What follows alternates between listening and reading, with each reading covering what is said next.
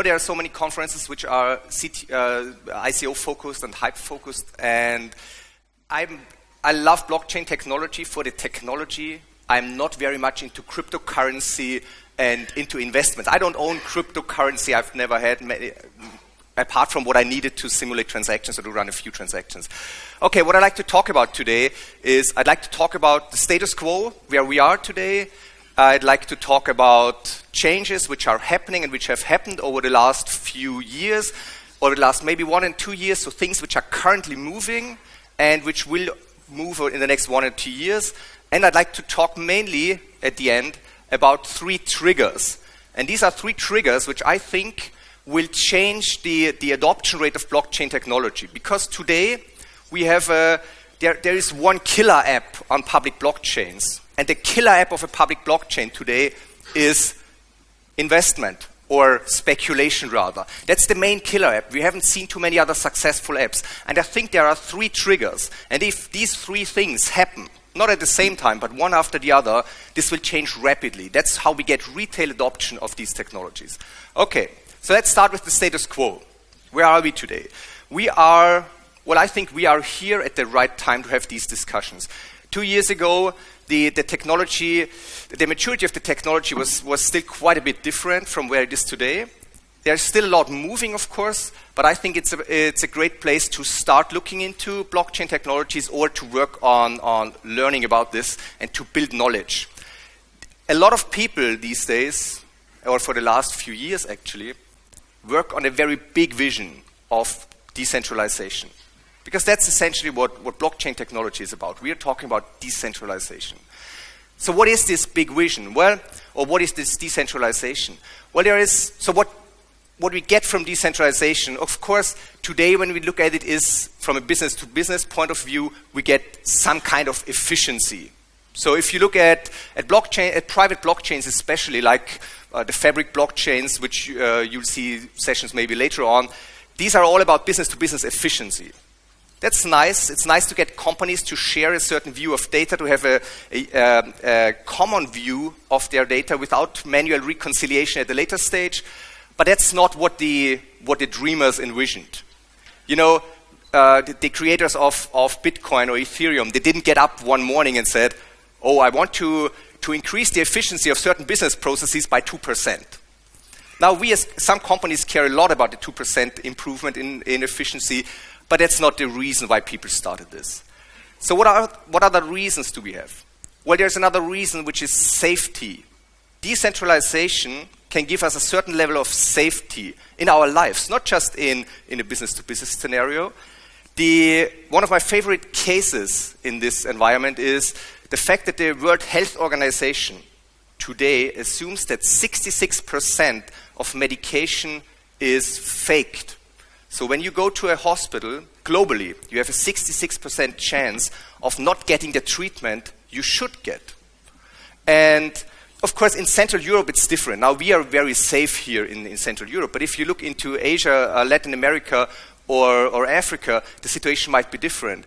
If you go to one of these countries, you might have a 90+% chance that the cancer treatment you are getting is absolutely ineffective in the best case.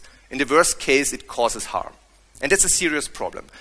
And, you know, finding a solution for this is not easy. Countries develop independent regulation in these environments, but there are a lot of projects trying to push towards some kind of global sharing of provenance information inside of the medical industry, starting from the chemicals which are input into the first process stages to produce the medication, to the whole distribution, repackaging, remixing chain until it reaches the end of, well, basically the hospital or the doctor giving you the medication. So that's one thing. And this is one of the things the visionaries behind this technology want to push or want to support. What else do we have? Something which might be closer to ourselves. One of the key drivers is sovereignty of your data. You know, in the current regulation with GDPR, we have now forced big platforms to give us at least access to our own data, but they still control the data. That's why we need this regulation. So you don't control your data, even with GDPR. platforms control your data. Facebook controls your data. Amazon controls your data. eBay controls your rating. You're a good seller or a good buyer. That's a rating which you cannot port over to any other platform. eBay owns it. You can do a GDPR request to eBay to give you all the data, but you cannot transfer it to another platform.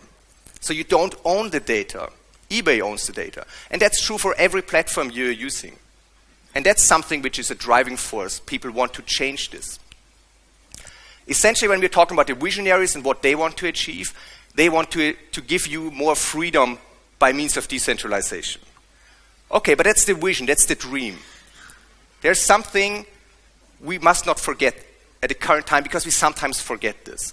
When I'm talking about these use cases with CTOs or CEOs or other executives, they tend to believe a lot into the hype and into the vision, and they think that this is something we are about to solve in a year or something like this. And that's rather, the first points, they were rather things which we are going to solve in maybe 10 years. So we must never forget the maturity level of the technology. And one of the key developers of Ethereum posted this on his Twitter feed last year. At that time, Ethereum had an approximate market capitalization token value of 70 to 80 billion US dollars.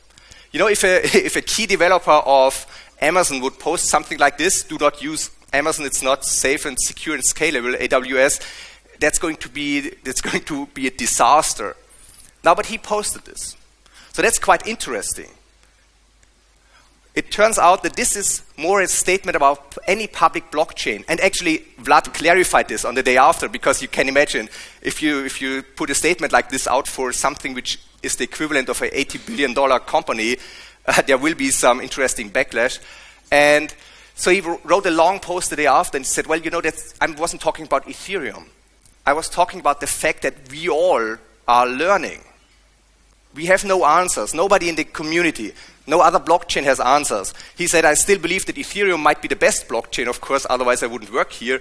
But we have a number of issues which we need to solve. And I think that's something we have to keep in mind. Today, everybody is learning. We are in an early stage. All the creators of public chains are still learning.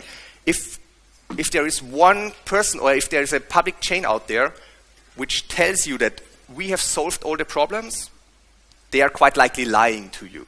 Or they are deluded and think that they really did. That's why I like to pick the Ethereum chain because or as an example, because the Ethereum developers are very honest developers. They are very open about the level of research they are doing, whereas other chains are more business focused. They are more into like selling as if it were a stable product. And so that's something we need to keep in mind. All these things are evolving. Today we see a slightly different stage with private chains. The space in private chains is a lot more well known and analyzed, and so we see more stability in the development of private chain technologies like Fabric or maybe Quorum, but those are of course used mainly in B2B scenarios, so they only solve for efficiency. They are not really solving the dream yet. But I think that's as a business, when you're not into retail customers, when you're looking into B2B optimizations, this might be a nice starting point in most cases. However, the whole discussion of private blockchain versus public blockchain, are we looking to create our own network or are we looking to use an existing network, is a discussion which we are leading today. It's not a discussion which we'll be leading in a few years in the future, because those things will converge. That's a development which has started about 2 years ago in earnest, that we see a lot of convergence projects. And at the end, we might end up with large blockchains like Ethereum, or like replacements of Ethereum in this case, upon which we have a lot of private chains hanging off. So you have a large chain which synchronizes private chains with the guarantees you get from private chains today. However, when I talk about this with technologists or business owners, I realize that that's something we need to educate people about. So we need to learn this. We as technologists, I think we have a duty to learn and educate our peers, our technical stakeholders, our non-technical stakeholders, our executives, our users and our customers. Because that's something which It's not common knowledge. A lot of people in the blockchain space look at it at a very specific niche. So you have people who only look at public chains. I talk to people who have never seen a private chain. And the other is true as well. There are people who look into private chains and say, I don't think public chains will ever do what we need to do. They will converge, but we need to track this. Okay. What else do we need to discuss? Whenever we talk about blockchains, there is one thing, I don't know if you know this, I assume that half of you raised your hands so that you are developing POCs or have them in production. When you go to your friends and tell them about this, there is usually the inevitable one who says, how can you do this? Even though you know that this technology is wasting energy, it's destroying our planet in the long term, it's non-sustainable, how can you advocate blockchain? At least that's what happened to me. And I think that's something where we also need to spend time to learn and educate other people to share the information, because what few people realize is that if you look at the total energy use of, let's say, a Bitcoin or an Ethereum block, of the block creation, then the majority of energy is wasted to answer the question, who can create the next block? Hardly any energy is wasted to actually process the transactions in the block. And this is true for Bitcoin, that's true for Ethereum, that's true for all proof of work or mining-based chains. In fact, the orders of magnitudes don't match. If I would have drawn this to scale, we wouldn't have seen the watt part, because processing the transactions is not what's wasting the energy. Finding out who can create the next block is wasting the energy. So as a society, as a global society, not just technologists, we need to solve this problem so that we can talk more about that problem. Okay? Now, this problem is a problem a number of chains are working on. And there are different approaches to solve this without energy consumption. There are different so-called consensus systems or consensus algorithms apart from proof of work, the classic Nakamoto consensus, which we know from Bitcoin and Ethereum. And so you have ideas like proof of stake, or I don't know, even delegated proof of stake. Intel has an idea, proof of elapsed time, etc. So there are different ideas. We don't know the answer yet. Everybody is learning. But it's important to realize that proof of work chains, as we know them today, might go away at some point in time. In fact, Ethereum, from the very early days, had the plan to eventually move away from proof of work. They have explicitly created a difficulty bomb, as they called it, which would slow down the Ethereum network if they didn't move away from proof of work at some certain point in time. They have delayed it in the meantime, but they are actively working on. And that's one of the things Vlad has referred to in his 2017 post. Because what he basically meant is, we are not there yet, but all of our team is working on these things. And that's also something where we as technologists need to talk about. That's something which is not very well known. A lot of people who are outside of tech, when you talk about blockchain, the first thing they know is, well, they know about ICO hypes and scams, and they know about the energy consumption of blockchain. And they are worried about this. Rightly so. Okay, so I'm talking a lot about learning and educating. If you look at this conference, you'll see that we have selected talks for all these different areas I've just mentioned. You'll see talks, and this is only a subset. You'll see talks which go more towards the public chains surrounding Ethereum, dApps, the decentralized applications on Ethereum, and the whole vision of public chains. You'll see talks on private chains like Fabric or Sawtooth, which are two private chains coming from the Hyperledger project. You'll see talks on convergence. That's actually one of the topics I would definitely watch within the next few years. There's a speaker from Parity, which is a company based in Berlin actually, and they are actively working on a system which will over time allow private and public chains to converge. And there are only one player in this market, of course. And you have sessions on different ways of achieving consensus without this large proof of work part which consumes all the energy. And one of them is IOTA, which is not 100% the blockchain. It's a different way of achieving a distributed ledger. And if you're interested in this, I would recommend to also look into these sessions maybe. So what else is changing? Well, I think that we have quite a fast pace in technology, and we have quite a fast pace in blockchain especially, but this pace will not slow down. In fact, I think that we will get, within the next 1 or 2 years, we will see a lot of new public chains pop up. The reason is simply that they got ICO funding within the last 1 or 2 years, and they are now, well, more or less reaching their timeline, or they are a bit beyond their original timeline, but they are about to go into production within the next 1 or 2 years.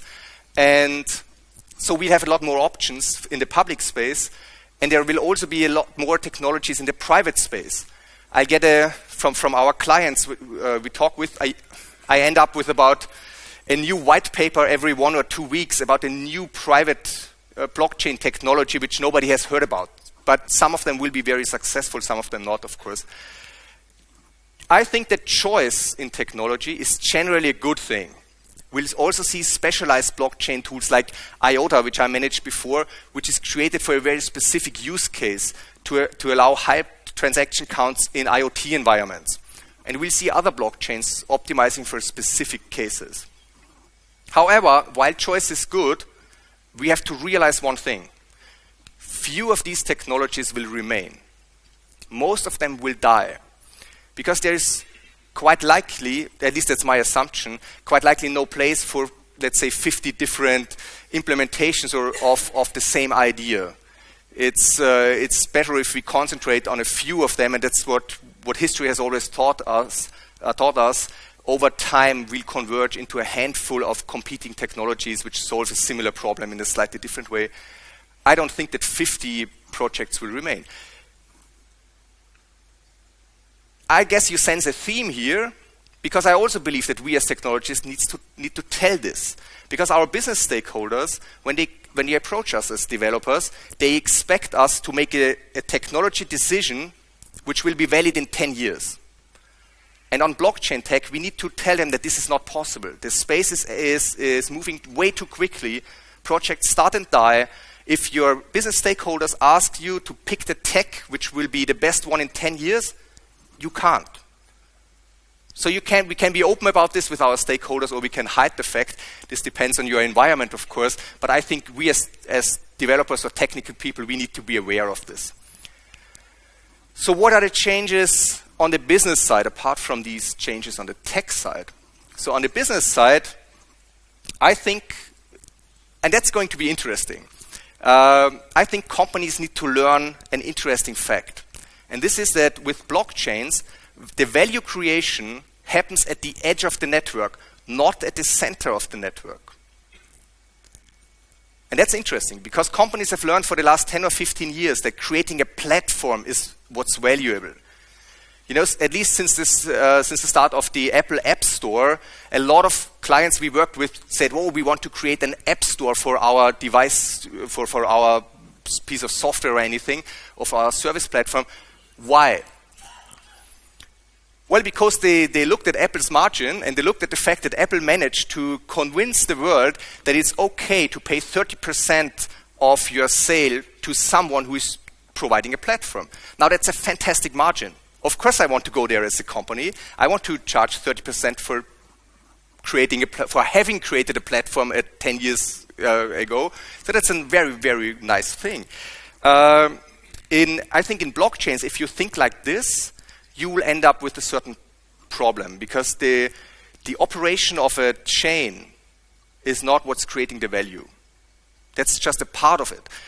The initiation of a chain, when you say, "Oh, let's create a private chain in the energy sector," for example, and you convince 10 companies in the energy supply sector to join you, then, well, you have to find a way how to make money out of this. Because quite likely charging them just to run their network, this might fly for a year or two, but after this you need to provide value, or you need to provide a way in which others which are connected to your network can provide value on the place where they are connected to your network.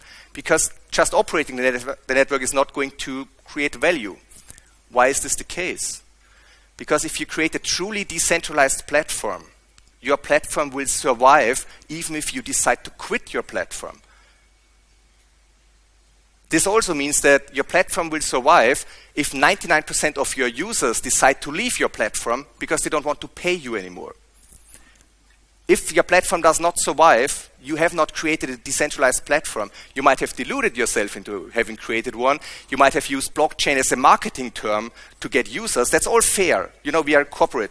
So in the corporate environment, all of this might be fair. But from a technical point of view, we have to be clear that this is not a decentralized system which we've created. And if you don't need a decentralized system, maybe it's best to not create one. If your business model can run on a database, on a central database, upon which you create an API on front, if that's perfectly valid for all your users, everybody is okay with it, then maybe that's the best choice. Because it's a lot easier than pushing a blockchain in somewhere. And okay, for marketing purposes, you can still run a blockchain somewhere in there, that's perfectly fine, but we have to realize that you're not building a decentralized system, but a centralized system with a little bit of marketing help. That's okay. A lot of people do this. I'm not judging you. If you want to create a real decentralized system, then you have to think about governance. And that's something which is fundamentally different and fundamentally new compared to the old style of creating software. What does governance mean in this case? Well, it means that you need to find a process for any change in your network, a documented process where the members can agree with the process, a process which is implemented in technology, how new people can join the network, how value is shared between the participants of the network. And, you know, if you don't have this governance in place, you don't have a decentralized network. Because, you know, the classic governance model in web server operated non-blockchain software is I can change the code whenever I want. I operate the server, of course I can deploy a new version of the code whenever I want. I am Facebook, if I'm Facebook, I can deploy a new version. I can delete all your content whenever I want, etc. because I own this, there is no governance behind this. In a decentralized system, all these things, updating of code, changing of data, etc., extension or removal of nodes from the network need to be governed by the network, by the decentralized system. We have to answer this. For private networks, it's even further. For private networks, governance is more important than the technology you pick. Why is this the case? Because if you go to your 10 energy providers and you convince them that they should work together, because that's what blockchain is about. You need to convince people who might not necessarily trust each other because they're competitors in the market. You need to convince them that they get more out of this if they work together on some aspect of the business. Maybe because you have a cross-company business process which spans 5, 10, or 100 companies, and it's easier if you share information. If you convince them, they will ask you, well, how much does it cost? And what happens? How do you guarantee that the system runs for a certain point in time? What if you decide to move off this system in a year, etc.? So these are the real discussions we have. And if you have a clear governance process, you can tell them right from the start how this system is going to survive, even if you are out of business. And that's the only way I guess that this is the only way that you can really achieve persistent and sustainable blockchain solutions, by convincing people and by really telling them how the governance is going to work and by delivering upon the promises. If you have a governance model working, then you can change technology and your network will survive. And given the pace of technology, I think that we will have to change this. If you're creating a private chain today, I would plan for changing the technology. And you need to build this into your process right from the start. If you have a great governance model, your network will survive a change of technology. Inversely, if you have no governance model, you don't have a distributed or decentralized network. You have a centralized network, but then again, you could run it on a database, put an API in front, and your life is so much easier. So we have to always be serious about this, about what we want to achieve with our software. So what are the 3 triggers I mentioned before? I think that mainly in public blockchains, there are 3 things which hold broad adoption back from the technology, or which hold users back from the technology in general. So what are those three things? Well, or why are those three things? I think that we need these solved so that we can get more killer apps or more viable and successful apps on a blockchain. Today, if we are realistic, on Ethereum, the only real app is speculation. Of course, there are thousands of apps, but a really successful app, there's only one which is really successful. And I'm not meaning that it's successful insofar as you get money as a speculator. I'm just saying that you have a platform for speculation. And speculators can get money even if the price is falling or price is rising. And we have a great platform for speculation. I don't want speculation. I don't care about speculation. I want to go back to these initial ideas of achieving more freedom and of achieving sovereignty of my data. So what do we need to achieve this? I think there are three things. I think first and foremost, we need to find a way to manage identity and privacy on a blockchain. We are totally lacking in this. There is no privacy on Ethereum. All your transactions are public. There's no privacy on Bitcoin. I can trace all your transactions. I can trace all transactions. I don't know who you are right now, but there are enough correlation analysis running which find out a lot about transactions happening on public blockchains. Also, there is no real idea of identity management. I need to be able to, or I'd like to be able to have an identity which identifies myself, which is not tied to Facebook, Amazon, or any platform provider. Because I'd like to take the claims which are part of my identity and move them from one provider to another. I think that's essential. Because otherwise, we just end up with platforms, not distributed or decentralized systems. So that's one. The second one is we need some way of decentralized key recovery. Now, all of these are things people are working on, so this is not just made up, we're just very early. We need decentralized key recovery. You know why? Because if you convince your mother or your father or any of your friends, of your non-technical friends, to spend any money on crypto and to hold cryptocurrency, they will call you up at some point in time. They'll ring you and say, at least I can imagine this happening to me, so I always tell my parents and everybody to not invest in crypto, because otherwise they would call me up and say, Ingo, can you please contact Bitcoin to reset my password? That's not working. But the problem is that's the default. We have educated our users for 25 years that password recovery is possible. The default assumption of a user is that you can recover passwords. They don't protect their private keys if they don't know what they are doing. That's the default assumption. So we need to somehow be able to deliver on this default assumption. It's not going to be easy. But if we don't, we'll have a problem, because I'll still continue to tell my parents and everybody I know on the non-tech side to not do any work with the blockchain-based system because they don't have the means to safeguard their private key for a long time. Now, what does this mean? We are not talking about blockchain just for payment here or just for speculation here. Because if you're a speculator and if you put 100,000 euros in cryptocurrencies, then you know that you have to safeguard your private keys. But if blockchain should become pervasive and ubiquitous and we use them for a lot of things, then we need to solve the default assumption of being able to recover information. If the fact that you own a certain piece of land is stored on a blockchain, as Dubai is starting it today, or if your university certificates are on a blockchain, as some university in Switzerland are starting it or are already doing it, then you have a private key to this information. This private key is used that you can prove to somebody that you own this piece of land or that you have this certificate. You don't give them the private key, of course, but you can run a zero knowledge proof, or you can show them the public key that this is your information. If you lose the private key, we as a society don't want you to lose the land you own, and we don't want you to lose all the certificates you did. That's not working like this. So we need to solve for this. And we don't want to have centralized key recovery. I don't trust a central point to recover my private key. I wouldn't want to give my private key to a bank and say, oh, if I lose it, please give it back to me. Because this would mean that the other party could impersonate myself in any kind of transaction without me being able to prove. So we need to find ways to decentralize key recovery.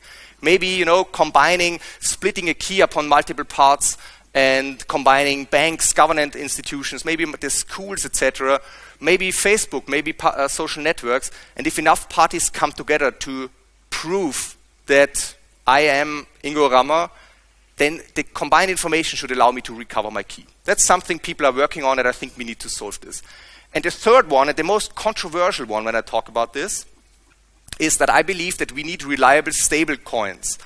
A stable coin is a cryptocurrency coin which is pegged one-to-one to fiat currency. So basically you have a digital euro or a digital US dollar. And when I call them reliable, I'm referring to the fact that there are a number of stable coins today. The MakerDAO has a stable coin for US dollar. But I think they are non-reliable at the current state, because if a big attack would happen by an investor who wants to kill somebody out of a monetary system, as happened in the past with real monetary systems, then the funding behind these existing coins is way too low to be able to defend against this attack. So they might be stable in certain conditions, but they will fall apart immediately as soon as they are attacked by somebody who has a real interest in attacking them. I think what we need is, we need to find, in addition to cryptocurrency, existing cryptocurrency, we need to convince central banks, or they will convince themselves, to guarantee a crypto token in the same way they guarantee paper cash today. Just in addition, not as a replacement for non-fiat cryptocurrencies, but in addition. Because this enables a lot of business-to-business use cases, and especially business-to-retail use cases, where you want to have a problem solved on a blockchain, which ties back to real money transfer. And you know what you don't want? You don't want to have to deal with devaluation changes in blockchains. Just look at the last week. I don't know, blockchain. Some major currencies have lost 20% more and more within a few days. That's not something my parents want to deal with if they just want to, transfer money somewhere. That's not what we want to deal with. We're doing it today because speculation is the killer app. Okay. I've been talking about this to everyone. I've spoken about blockchain for quite a while. People who wanted to hear about this, and a lot of people who didn't want to hear about this, but I told everybody. And the nice thing is, 6 days ago, Christine Lagarde of the International Monetary Fund spoke at a conference in Singapore, at a financial conference in Singapore, and said that we are now approaching, from the IMF is now approaching central banks to talk with them about providing digital currency in addition to cash currency. So it's starting. And I think if these three things happen, the adoption for the broad adoption for retail customers will skyrocket. This will be, what we're seeing today is nothing. And that's not going to be slow, because as soon as these three are solved, that's going to be extremely fast. There's going to be an audible boom, which you can hear when the adoption starts. Okay, so what should you do next? Well, at first I'd recommend that you focus on decentralization, not blockchain. When you talk about your project and want to convince somebody that you have a great project, convince them that decentralization is great, not necessarily that blockchain is great. If you convince them that blockchain is great, you're riding the marketing hype somewhere. If you want to convince me, you have to convince me why you are doing decentralization right, because these are the projects which will survive in the long run. I'd also recommend that you observe the three triggers, because as soon as they happen, maybe not even all of them, as soon as we have key recovery and stable coins, a lot of use cases will start.